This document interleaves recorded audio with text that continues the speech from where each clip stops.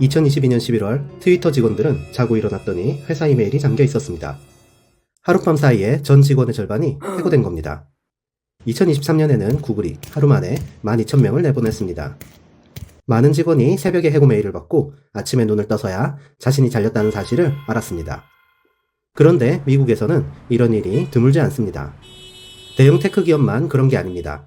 아침에 출근해서 사원증을 찍는데 문이 안 열리거나 컴퓨터를 켜려는데 로그인이 안 됩니다. 그리고 그제서야 해고 사실을 알게 되죠. 한국에서라면 난리가 났을 겁니다. 노동청에 신고가 들어가고 뉴스가 도배되고 부당해고 소송이 이어졌겠죠. 그런데 미국에서는 이게 전부 합법입니다. 고용주가 아무런 이유 없이도 직원을 즉시 해고할 수 있거든요. 의아한 건 선진국 중에서 미국만 유독 이렇다는 점입니다. 영국, 독일, 프랑스, 일본 같은 다른 선진국들은 정당한 사유가 없으면 해고할 수 없는데 왜 미국만 다를까요? 바로 요약해 보겠습니다.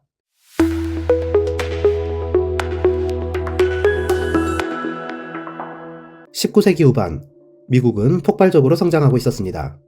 남북전쟁이 끝나고 공장이 쏟아졌습니다. 철도가 대륙을 가로지르면서 원자재와 제품을 실어 나를 수 있게 됐고 공장은 더 빠르게 늘어났습니다. 철강 생산량만 봐도 1860년에 13,000톤에서 1900년에는 1천만 톤으로 40년 만에 800배 가까이 뛰었습니다. 공장이 늘어나니까 일할 사람이 필요했습니다. 유럽에서 이민자들이 밀려 들어왔고 농촌에서도 도시로 사람들이 몰려들었습니다. 일자리는 넘쳐났고 노동자들은 이 직장 저 직장 자유롭게 옮겨 다녔습니다. 고용주도 마찬가지였습니다. 필요하면 뽑고 필요 없으면 잘랐습니다. 서로 붙잡을 이유가 없었거든요. 이런 현실을 뒷받침하는 사상도 있었습니다. 자유방임주의였죠. 정부가 시장에 개입하지 않는 게 미덕이라는 생각이었습니다. 여기에 사회진화론까지 유행했습니다. 허버트 스펜서라는 영국 철학자가 퍼뜨린 개념인데 적자생존, 살아남는 자가 강한 거고 살아남지 못하면 어쩔 수 없다는 논리였습니다. 스펜서는 최저임금이나 근로조건 규제가 고용주의 재산권을 침해한다고까지 주장했죠.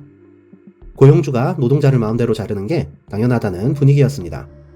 그런데 현실이 이렇다고 법까지 그랬던 건 아닙니다. 당시 미국 법원들은 영국에서 가져온 법을 쓰고 있었습니다. 미국이 원래 영국 식민지였으니까 독립하고 나서도 법은 그대로 가져다 썼거든요.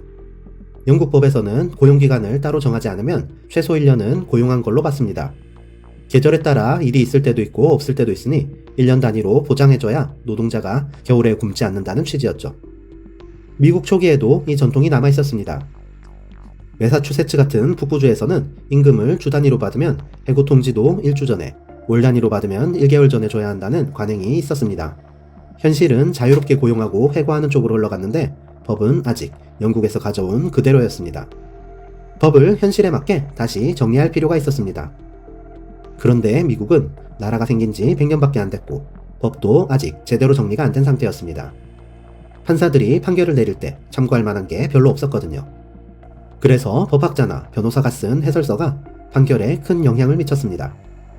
1877년 호레이스 우드라는 변호사가 그런 해설서 한 권을 씁니다. 마스터 앤 서번트, 직역하면 주인과 하인인데 고용관계에 대한 법을 정리한 책이었습니다. 우드는 이 책에서 이렇게 주장했습니다. 미국에서는 고용기간을 정하지 않으면 언제든 해고할 수 있는 게 원칙이다. 근거로 판례 4개를 인용했습니다. 이 주장은 당시 분위기에 딱 맞았습니다. 자유방임주의, 사회진화론, 그리고 빠르게 돌아가는 산업사회. 법원들은 검증 없이 받아들였습니다. 1895년 뉴욕 법원의 마틴 대 뉴욕 생명보험 사건이 대표적입니다.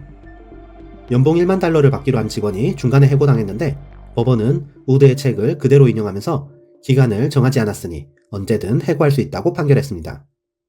다른 주들도 따라갔습니다. 나중에 법학자들이 확인해보니 우드가 인용한 판례 4개는 실제로 그런 내용이 아니었습니다.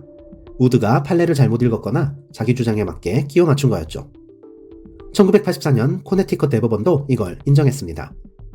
우드의 책이 에딜 원칙을 퍼뜨린 건 맞지만 그가 근거로 든 판례들은 실제로 그 원칙을 뒷받침하지 않았다고요. 하지만 이미 늦었습니다. 한 변호사의 잘못된 해석이 미국 전체의 법이 된 뒤였거든요. 미국이 이렇게 흘러가는 동안 유럽은 다른 길을 갔습니다. 유럽도 산업혁명을 겪었지만 분위기가 달랐습니다.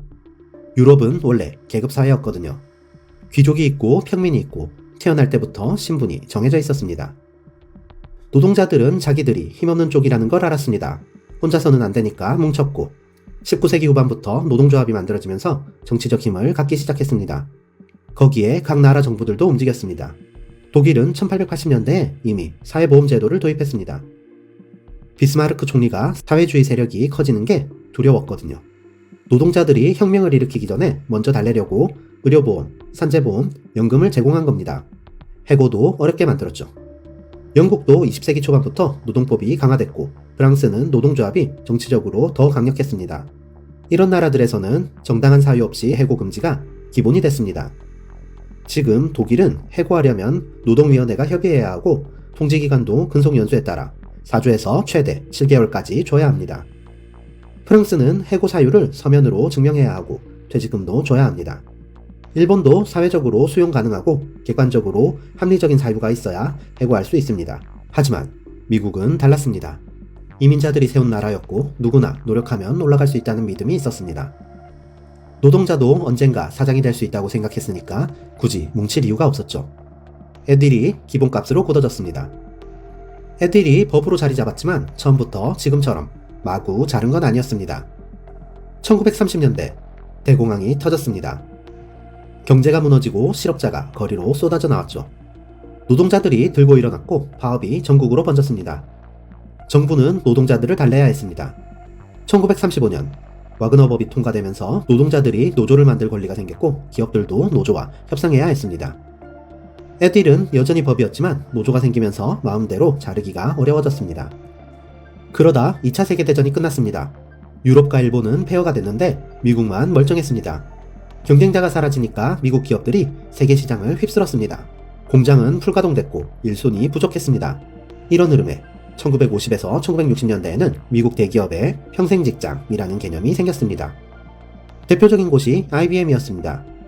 IBM은 당시 컴퓨터 산업을 지배하던 회사였는데 요람에서 무덤까지라는 문화로 유명했습니다. 한번 들어가면 회사가 끝까지 책임진다는 거였죠. 창업자의 아들 톰 왓슨 주니어는 이걸 완전고용정책이라고 불렀습니다. 경기가 나빠져도 해고 대신 재교육과 재배치를 했고 직원들에게 골프장, 피크닉, 복지시설을 제공했습니다. 큰 사고만 안 치면 평생직장이라는 말이 돌았습니다. 그런데 1970년대 후반부터 분위기가 달라지기 시작했습니다. 일본과 독일이 다시 일어서면서 미국 기업들을 위협했거든요. 자동차는 도요타에게 밀리고 전자제품은 소니에게 밀렸습니다. 미국 기업들은 비용을 줄여야 살아남을 수 있었고 가장 먼저 손댄 게 인건비였습니다. 1981년 잭 웰치가 제너럴 일렉트릭의 CEO가 됐습니다. 웰치는 활력 곡선이라는 시스템을 도입했습니다. 직원을 상위 20%, 중위 70%, 하위 10%로 나누고 매년 하위 10%는 무조건 해고하는 방식이었죠. 사람들은 이걸 랭크 앤 양크, 등급을 매겨서 잘라내기라고 불렀습니다. 웰치는 이렇게 주장했습니다. 하위 10%를 내보내지 않는 건 잔인한 거다. 나중에 나이 들어서 당신은 여기에 맞지 않는 사람이었다고 말하는 게 더 잔인하다. 결과는 숫자로 나타났습니다. 제너럴 일렉트릭의 시가총액은 웰치 재임 기간 동안 120억 달러에서 4,100억 달러로 30배 넘게 뛰었습니다. 월스트리트는 환호했고 다른 기업들이 따라하기 시작했습니다. 평생 직장은 사라지고 직원은 가족이 아니라 비용이라는 인식이 퍼졌습니다. 그때부터 애딜은 법으로만 있던 게 아니라 적극적으로 쓰이는 경영 전략이 됐습니다. 그런데 이렇게 되면 노동자 입장에서는 일방적으로 불리한 거 아닐까요? 꼭 그렇지만은 않다는 게 미국 쪽 논리입니다. 해고가 쉬운 대신 채용도 쉽다는 거죠. 한번 뽑으면 자르기 어려운 시스템에서는 고용주가 채용을 신중하게 합니다. 면접을 여러 번 보고 경력을 꼼꼼히 따지고 학벌이나 출신 학교까지 봅니다. 확신이 안 서면 안 뽑죠. 잘못 뽑았다가 몇 년을 끌고 가야 하니까요. 그런데 애들 시스템에서는 안 맞으면 바로 내보낼 수 있습니다. 일단 뽑아보자는 태도가 가능해지고 채용의 문턱 자체가 낮아집니다. 거기다 미국은 실업보험도 비교적 빨리 나옵니다. 대부분의 주에서는 26주까지 실업급여를 받을 수 있고 이전 임금의 약 절반 수준이 지급됩니다. 이런 구조 덕분에 미국 노동시장은 유럽보다 유연하게 돌아갑니다. 경기가 안 좋으면 빠르게 자르고 좋아지면 빠르게 뽑습니다. 2008년 금융위기 때 그게 드러났습니다. 미국은 2년 만에 일자리의 5% 이상이 사라졌습니다. 유럽은 3%였죠. 잘리는 속도는 미국이 더 빨랐습니다. 그런데 회복할 때는 미국이 훨씬 빨랐죠. 유럽은 위기 이후 몇 년간 고용이 정체됐지만 미국은 2010년부터 다시 일자리가 늘기 시작했습니다. 하지만 이게 모든 노동자에게 좋은 건 아닙니다. 고숙련 노동자는 금방 재취업합니다. 실력이 있으니까 회사들이 서로 데려가려고 하죠. 하지만 저숙련 노동자는 다릅니다. 잘리면 다음 일자리를 찾기까지 오래 걸리고 그 사이에 생활이 무너집니다. 잘리는 것도 문제지만 잘리는 방식도 문제입니다. 2021년 12월 베터닷컴이라는 모기지 회사에서 직원 900명이 한꺼번에 잘렸습니다. CEO 리샬 가그가 직원들을 줌 회의에 초대해서 이렇게 말했죠. 이 회의에 들어와 있다면 당신은 해고입니다. 효력은 지금 즉시 발생합니다. 회의는 3분 만에 끝났습니다. 크리스마스를 3주 앞둔 시점이었죠. 2022년 11월 트위터 대량 해고 때도 마찬가지였습니다. 금요일 아침 직원들이 눈을 떠보니 회사 이메일이 잠겨 있었습니다. 업무용 메신저도 안 들어가지고 업무 시스템 전체가 막혀 있었습니다. 밤사이에 접근 권한이 차단된 거였고 그 다음에 공식 해고 통보가 왔습니다. 구글도 비슷했습니다. 2023년 1월 감원 때 새벽에 해고 이메일을 받은 직원이 20분 만에 모든 계정이 잠겼습니다. 그런데 애들이 해고를 허용한다고 해서 꼭 당일에 통보할 필요는 없었습니다. 일주일 전에 알려줄 수도 있고 한 달 전에 알려줄 수도 있죠. 그런데 미국 회사들은 굳이 당일 아침에 심지어 한꺼번에 통보합니다. 왜 이렇게까지 할까요? 회사 입장에서는 나름의 논리가 있습니다. 직원이 해고 사실을 미리 알면 문제가 생길 수 있습니다. 회사 데이터를 빼갈 수 있고 삭제할 수도 있습니다. 내부 정보를 외부에 퍼뜨릴 수도 있죠. 그래서 회사는 시스템 접근부터 끊고 그 다음에 통보합니다. 메타는 아예 공개적으로 밝혔습니다. 마크 저커버그가 직접 쓴 해고 공지에 민감정보 접근 때문에 시스템 접근을 먼저 차단했다고 적혀 있었습니다. 아침 시간인 이유도 있습니다. 인사팀, IT, 보안 관리자가 다 근무 중이니까요. 장비 반납, 출입 카드 회수, 서류 안내, 시스템 권한 정리를 한 번에 처리할 수 있고 남은 하루 동안 팀 공지와 업무 재배치까지 정리할 수 있습니다. 인사팀 실무 가이드들도 해고 면담은 주초, 이른 시간을 권합니다. 회사 입장에서는 효율적인 거죠. 해고당하는 입장에서는 잔인하게 느껴지지만요. 그런데 여기서 의문이 생깁니다. 아무리 애들이라도 수백 명을 하루아침에 자르고 시스템부터 끊어버립니다. 직원들은 아침에 출근해서야 자기가 잘렸다는 걸 알게 되죠. 그런데 법적으론 아무 문제가 없는 걸까요? 일단 완전히 마음대로는 아닙니다. 미국에도 해고를 제한하는 법이 있습니다. 우선 한꺼번에 많이 자르는 건 제한됩니다. 원 액트라는 법이 있거든요. 1988년에 만들어졌는데 100명 이상 사업장에서 대량 감원을 하려면 60일 전에 통지해야 합니다. 공장 폐쇄나 대규모 정리해고 때 직원들이 준비할 시간을 주라는 취지죠. 그러면 앞서 본 트위터, 구글, 메타는 60일 전에 알리지 않았습니다. 어떻게 가능했을까요? 60일 지급여를 퇴직금으로 주면 됩니다. 미리 알리는 대신 돈으로 대신하는 거죠. 머스크는 트위터 직원들에게 3개월치 퇴직금을 줬다고 했습니다. 법에서 요구하는 것보다 50% 더 많다고요. 물론 소송은 따로 걸렸습니다. 그리고 캘리포니아 같은 주는 미니원이라고 해서 적용 범위가 더 넓습니다. 다만 한 명씩 자르는 건 여전히 여기에 해당되지 않습니다. 개별 해고는 여전히 애들입니다. 또 차별이나 보복으로 자르는 것도 불법입니다. 인종, 성별, 종교, 나이, 장애, 출신 국가 때문에 잘렸다면 연방법 위반입니다. 40세 이상을 나이 때문에 자르면 나이차별법 금지 위반이고 회사에 불법 행위를 신고했다가 잘렸어도 보복해고로 소송이 됩니다. 동료들과 근로조건을 논의하다가 잘렸다면 그것도 불법입니다. 전미노동관계법은 노동자들이 임금이나 근로조건에 대해 서로 이야기하고 집단적으로 요구하는 걸 보호합니다. SNS에서 동료들과 회사 불만을 나눈 것도 보호 대상이 될 수 있습니다. 이런 법들 때문에 회사들도 아무렇게나 자르지는 못합니다. 소송을 피하려면 정당한 사유를 문서로 남겨야 하니까요. 그래서 여기에 등장한 게 PIP입니다. 퍼포먼스 임프루브먼트 플랜. 성과 향상 계획이라는 건데요. 표면적으로는 성과가 안 좋으니 3개월 안에 이 목표를 달성해라. 못하면 해고라는 기회를 주는 겁니다. 그런데 실제로는 합법적으로 자르기 위한 서류 작업인 경우가 많습니다.